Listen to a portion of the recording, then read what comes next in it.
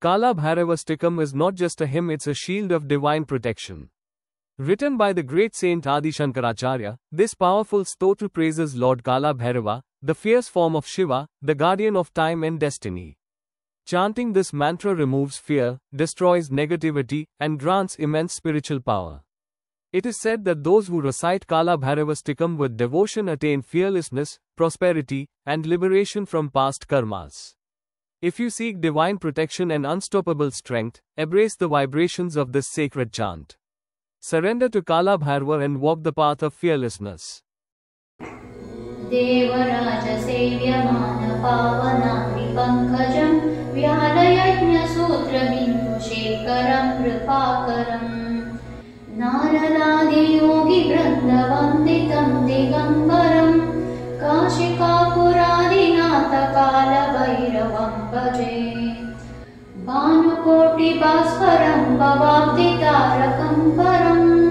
Neelakantamisitartadayakam Trilochanam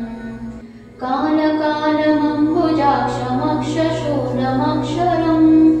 Kashikapuradinatha Kala Bhairavam Bhaje Bhakti Muktidayakam Prashasta Charu Vigraham Bhaktavatssalam Stiram Samasta Loka Vigraham Nikvanam Manojnahema Kinkinila Satkatim Kashikapuradinatha Kala Bhairavam Bhaje Ratnapaduka Prabhavi Ramapada Yugmakam Nityamadvitiyam Ishtadaivatam Niranjanam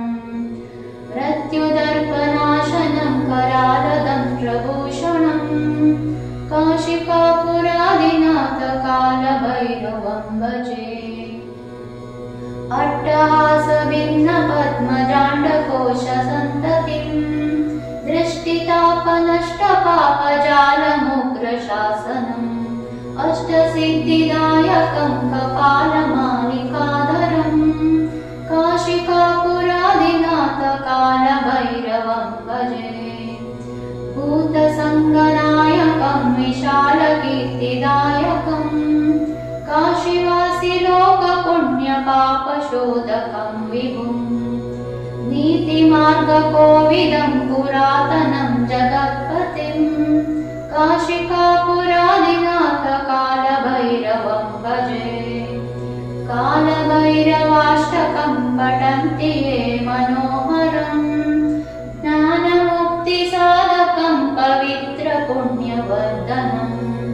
Shokamoha Dainya Loba Kopatapanashanam Te Prayanti Kala Bhairavangri Sannidhim Dhruvam